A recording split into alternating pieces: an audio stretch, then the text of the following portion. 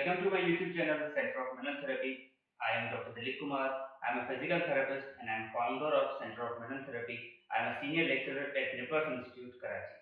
तो आज का हमारा टॉपिक है अपर क्रॉस सिंड्रोम। आज हम अपर क्रॉस सिंड्रोम के ऊपर बात करेंगे। मैं ऑलरेडी जो है लोअर क्रॉस सिंड्रोम के ऊपर जो है वो एक वीडियो बना चुका हूँ और उनका जो फिजियोथेरेपी का जो मैनेजमेंट है उनके ऊपर भी जो है हम ऑलरेडी सेशन दे चुके हैं। तो आज का हमारा टॉपिक है, मूव करते हैं अपर क्रॉस सिंड्रोम के ऊपर। What is the upper cross syndrome? As usual मैं कहूंगा कि अगर हम वर्ड को डिस्क्राइब करें तो upper means upper cross syndrome. Syndrome is collection of the symptoms. Upper means it happens, it occurs at upper joint and cross because the muscular weakness and the tightness, they are in such a cross fashion, they are in multi application just like in lower cross syndrome जो है, hence this is called upper cross syndrome। तो हम उनके causes देखेंगे, उनके risk factor देखेंगे, उनके posture देखेंगे, उनका management भी जो है हम देखेंगे। तो upper cross syndrome इसीलिए कहा जाता है क्योंकि upper joint पे होता है और इनमें जो कुछ muscles होते हैं और जो weak होते हैं और कुछ muscles जो है वो ओवर एक्टिव या हाइपर टोन हो जाते हैं, वो क्रॉसिंग फैशन में होते हैं, मतलब अपोजिट साइड के मसल जो है वीक हो जाते हैं। देखें, दो अगर मसल्स हैं, एक एगोनिस्ट है, एक एंटागोनिस्ट है, अगर ये बैलेंस में जो है वो काम करेंगे ना, तो जो आपका सेंटर ऑफ ग्रेविटी है जो वैसा वो आपका मेंटेन रहेगा, ठीक है, और बॉडी जो है वो फ्लक्चुएट होने से जो लाइन ऑफ ग्रेविटी है वो फॉल नहीं करेगी, ना आगे ना पीछे, तो आपका वो बैलेंस मेंटेन रहेगा। लेकिन अगर एक तरफ की जो वीक हो जाए, चाहे वो राइट हो या लेफ्ट हो,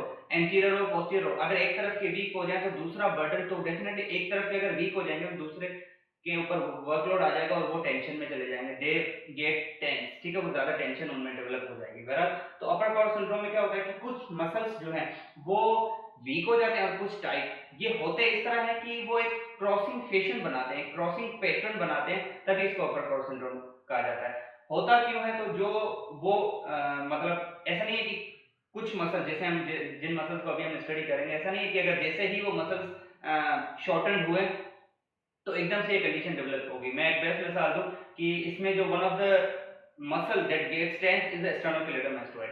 अब स्टेनोक्लेडोमास्टोइड जो टेंस हो जाता है, मतलब वो शॉर्टन हो जाता है, ठीक है। जब वो टाइट हो जाएगा तो एक कंडीशन है टॉर्टिकोलोसिस, तो which is the tightening of the sternocleidomastoid. तो हाउ कैन वी डिफरेंशिएट? तो जो टॉर्टिकोलोसिस है उसमें मसल्स की शॉर्टनिंग होती है, लेकिन सिर्फ स्टेनोक्लेडोमास्टोइड की इन्वॉल्वमेंट होती है। लेकिन यहाँ पे क्या होता है, इसके साथ साथ बाकी मसल्स भी होते हैं। तो एक कंपनसेशन मैनर होता है, एक कंपनसेशन पैटर्न होता है जिसके तहत ये काम करता है। मसलन कि जो स्टेनोक्लेडोमास्टोइड के भी ऊपर सुपरफिशियल जो मसल है वो ट्रेपेजियस मसल है, तो वो भी इसके साथ साथ टाइट हो जाता है और उसके ऑनवर्ड आगे क्रॉसिंग फैशन में पैक मेजर और पैक माइनर। बहरहाल ईच एंड एवरी मसल को हम जो है वो जो टाइट होते हैं, जो वीक होते हैं, उनको हम डिस्कस करेंगे। उसके साथ साथ होता किन किन में है, तो जैसे कि मैंने बताया कि ऐसा नहीं है कि एकदम से ये डेवलप हो जाए। It's a musculoskeletal disorder, it takes time to develop, like those workers who work 8 to 10 hours having a sitting job, like just like the call center, just like the sitting posture, computer operators, they do 8 to 10 hours per day in a sitting posture। if this goes beyond the months and year, अगर ये month और सालों तक अगर ये चली जाए तो ये कंडीशन जाके डेवलप होती है, एक या दो दिन की बात ये नहीं होती। तो आज हम देखेंगे कि अपर क्रॉस सिंड्रोम में कौन से मसल्स जो वो एक्टिव हो जाते हैं, ओवर एक्टिव हो जाते हैं, और कौन से मसल जो वो इनएक्टिव हो जाते हैं, मतलब शॉर्टन हो जाते हैं, और कौन से मसल जो है वो लेंथन हो जाते हैं, ठीक है। तो जैसे कि ऑलरेडी मैं बता चुका हूं कि अपर क्रॉस सिंड्रोम इसीलिए कहा जाता है कि क्रॉसिंग पैटर्न इसमें होता है। तो कुछ मसल्स जो इसमें टाइट होते हैं वो क्रॉसिंग फैशन, और जो वीक होते हैं वो भी एक दूसरे को क्रॉस करते हैं। अब मैं सिंपल मिसाल दूंगा, लेट्स सपोज आप इस पेन को जो है वो इमेजिन करें, तो जो क्रॉसिंग पैटर्न है वो इस तरह का है। जो मसल्स टाइट होते हैं ना वो एक दूसरे को यूं क्रॉस करते हैं, ठीक है, और जो वीक होते हैं वो भी एक दूसरे को क्रॉस करते हैं, तो they are making just like cross symptom, ठीक है, मल्टीप्लिकेशन सिम्टम। अब जो मसल्स टाइट होते हैं उनमें मैं वन बाय वन डिस्कस करूं, तो उसमें one of them is SCM, sternocleidomastoid. अब हमें हर मसल की एनाटॉमी भी जो है वो ओरिजिन इंसर्शन पता होनी चाहिए, तो ही हमें पोस्चर किस तरफ जा रहा है ये हमें पता होगा, ठीक है। अब स्टेनोक्लेडोमास्टोइड जो है वो स्टेनोक्लेडोमास्टोइड मेस्टोइड प्रोसेस से निकलता है, this is the mastoid process, mastoid process से निकलता है और स्टर्नम और क्लेविकल पे भी लगता है, इसी इसके दो हेड है, स्टर्नम एंड, तभी इसको स्टेनोक्लेडोमास्टोइड। अब जो उसकी एनाटॉमी है वो यूं है, ठीक है, यहां से अगर हम देखें तो ये मेस्टोइड प्रोसेस है, ठीक है, यहां से निकला कुछ, यहां पे इसके और दो हेड है उसके बगल, वाई शेप स्ट्रक्चर है। अब आप इमेजिन करें, एक तो स्टेनोक्लेडोमास्टोइड है, उसके बाद जो है वो अपर ट्रेपेजियस है, specially keep in mind not whole trapezius but upper, because lower gets weakened in case of upper cross syndrome, ठीक है। तो हम सब अपर ट्रेपेजियस की बात करें। अब जो अपर ट्रेपेजियस है वो नकल लाइन से जो वो उसकी ओरिजिन है, इंसर्शन जो है वो उसकी स्पाइना स्कैपुला के ऊपर है, कोरेकॉइड के ऊपर है, यहां से ये फैला हुआ है, ठीक है। तो जो मसल्स टाइट हो रहे हैं वो ये मसल्स यहां से आ रहे हैं, ठीक है, और जो आगे लग रहे हैं। अब एक तो मसल्स ये posterior, this is the posterior dorsal compartment, this is the anterior compartment. अब जो पोस्टीरियर कंपार्टमेंट के मसल्स हैं दे आर गेटिंग टाइट, तो ये क्रॉस कर आगे की तरफ, और दीज मसल्स जिसको pec major and pec minor, there are two pectorals muscle, pectorals मतलब चेस्ट के मसल्स। तो जो चेस्ट के मसल्स हैं और जो बैक के मसल्स हैं they are crossing to each other, they are getting tight. अब आप इमेजिन करें कि अगर एक मसल जो है, मैं इसका पोस्टर के ऊपर बाद में डेमोंस्ट्रेट देता हूं, लेकिन इसके साथ साथ बताता चलूं। अब ये जो पोस्टीरियर कंपार्टमेंट के मसल्स हैं, ठीक है, स्टेनोक्लेडोमास्टोइड जो कि यहाँ पे लग रहा है, और ये पेक मेजर, ये दोनों मसल्स टाइट हो जाएंगे, ठीक है। My hand placement check, this is the crossing fashion, they are crossing with each other. अब इसका जो क्रॉस दूसरा बनेगा वो दूसरी लाइन डायगोनल जो आएगी वो यूं आएगी। अब जो वीक हो रहे हैं वो इस तरफ से आ रहे हैं, ठीक है। आप ये चेक करें, ये पेशेंट यहां से ये रो आ रही है और ये रो, तो जहां पे आगे क्या है, ये नेक है, चिन है। तो जो नेक के स्पेशली जो डीप, अब पहले मैं टाइट बता दूं, टाइट मसल्स कौन कौन से होते हैं, स्टेनोक्लेडोमास्टोइड है और सब ऑक्सीपिटल मसल्स हैं और अपर ट्रेपेजियस है। ये मसल्स क्या हो जाते हैं, टाइट हो जाते हैं। और आगे की तरफ कौन से हैं, pec major and pec minor, ये होते हैं टाइट, टाइट मतलब ओवर एक्टिव, ओवर टेंस, ठीक है, टेंस हो जाते हैं, ठीक है। अब जो वीक होते हैं, वीक मतलब इनएक्टिव, उनमें जो है वो स्ट्रेंथनिंग कम हो जाए, उसकी उसका रीजन भी मैं बताऊंगा कि why they are getting inactive, ठीक है। तो वो कौन से मसल्स हैं, नेक के मसल्स, ठीक है। तो ये क्रॉसिंग फ्लेक्शन। अब दूसरा आ रहा है यू, तो जो नेक के डीप फ्लेक्सर्स मसल्स हैं, specially the longest capitis and longest colli, they are getting weak, they are getting inactive. और ये जो क्रॉस करेगा, ये नेक के मसल्स हैं, ठीक है, ये क्रॉस करेगा इस तरह। तो अब जो ट्रेपेजियस के बाकी पार्ट्स हैं, specially the lower part, middle, there are three parts of the trapezius, तो मिडिल ट्रेपेजियस और lower trapezius specially they get more weaken. तो lower part of the trapezius ज्यादा जो है वो अफेक्टेड होता है, मतलब वीक होता है। उसके अलावा रोम्बॉइड मसल जो कि यहाँ पे अटैच होते हैं मीडियल बॉर्डर ऑफ स्कैपुला, जो कह लें कि रिट्रैक्ट कराते हैं इसको, स्कैपुला को, ठीक है।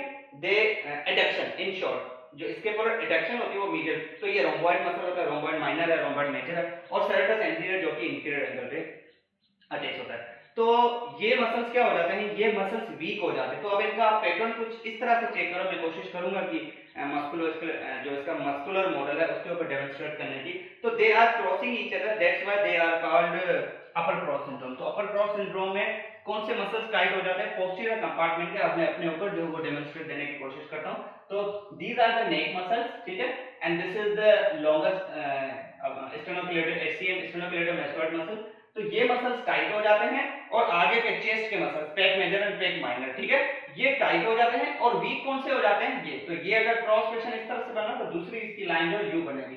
तो these are the deep neck flexors and they are going back. तो जो बैक के मसल्स हैं, specially the lower trapezius, serratus anterior and the rhomboid, ये वीक हो जाते हैं। तो इसीलिए इसको अपर क्रॉस सिंड्रोम कहा जाता है, क्योंकि इसमें जो क्रॉसिंग फेशन है, क्रॉसिंग जो इसका पेट्रस है वो एक दूसरे को क्रॉस कर रहे हैं। तो वीक जो हो रहे हैं वो भी एक दूसरे को क्रॉसिंग कर रहे हैं, और जो टाइट हो रहे हैं वो भी एक दूसरे को भी क्रॉस कर रहे हैं, इसीलिए इसको क्रॉस सिंड्रोम कहा जाता है। और सिंड्रोम इसीलिए because it's a collection of the symptom. अब इसमें जो कंप्लेन आएंगी पेशेंट की वो shoulder pain, neck pain throughout the, ऐसा नहीं है कि सिर्फ shoulder pain. Definitely we do the assessment, हम असेसमेंट करके बाद में ही इसको डायग्नोज करते हैं, हम उसकी हिस्ट्री चेक करेंगे, क्या पता उसकी वर्क स्टेशन के हिसाब से हम इस चीज दरअसल सारी चीजें जो हम देखते हैं।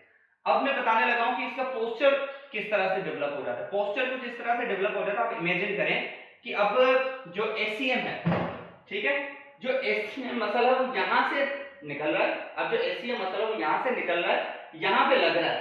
अब आप इमेजिन करें कि दिस इज द मसल, मैं इसको, ये मसल है।